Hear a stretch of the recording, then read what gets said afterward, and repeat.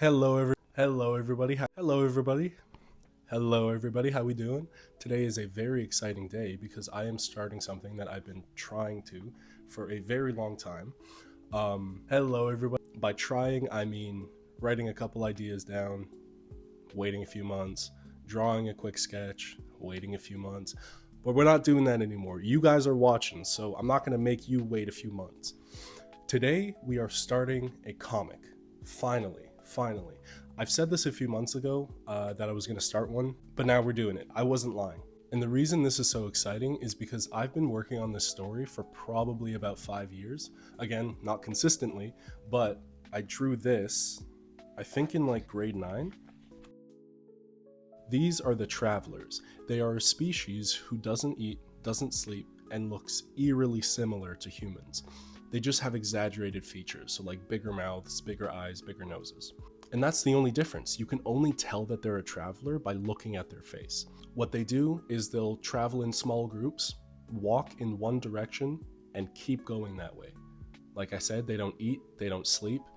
All they do is walk. They might scavenge for items and things like that to protect themselves from the sun, but that's about it. They'll pick up items, they'll steal things, and they'll just wander. So the whole point of the story is to figure out where they're going. Where do the travelers travel to? And that's where my main character comes in. He's an explorer who has researched the travelers for his entire life, and he's set out on a mission to follow them and see where he ends up. So that's the premise of the story. What makes this story interesting to me is that this is a symbolic representation of my entire universe of characters. So I picked this story to be the very first thing that people see in my greater story, and I'm just excited to finally get it out there. So the very first thing I did was create a mood board. This is just to get a rough idea of how the comic will look and how I'm supposed to illustrate it. I wanted this to be a very dark, high contrast, monochromatic look, because then I can focus more on composition and expression, and that's really the whole point of my art to begin with. So I pulled inspiration from my favorite manga like Berserk, Vagabond, No Longer Human, and a few other comics. Another thing I'm really looking forward to is the process. Here's the plan. First, I'm going to create drawings of the characters just so I can get a vibe for what they'll look like. Next, I'm going to make 3D models out of them and hone in on form and proportion. I'll take those 3D models, pose them, draw on top of them, add detail, and that will be the final look. So why would I be going through the trouble of making them into 3D models and then drawing on top of them instead of just drawing the comic straight up? And the real reason is I just want to force myself to learn Blender. I have no idea how to use it, but I do intend to animate these stories one day. And the second thing is once the 3D models are made, I can pose them however I want so I don't have to draw the construction lines every single time I want to draw the same character or the same object. I'm hoping that this will just save a little bit of frustration in the drawing process, and it opens it up to mixed media, which is fun. So now let's move on to step 1 of the plan.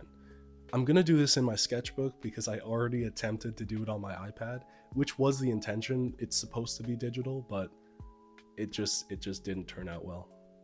All right, let's go.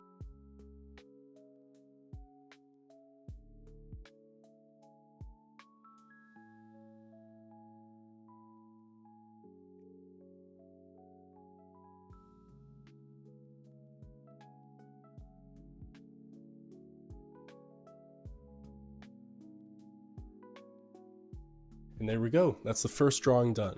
Each of these drawings are going to be 3D models on their own. So we have his whole body, we have his bag, and a different version of his head where his scarf is wrapped around his hair and face.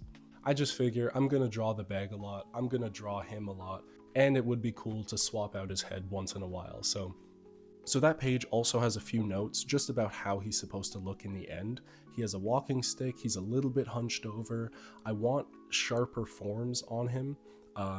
And I want to exaggerate certain features, so I think I'll do that in the 3D model. Alright, let's move on to another few drawings of one of the travelers.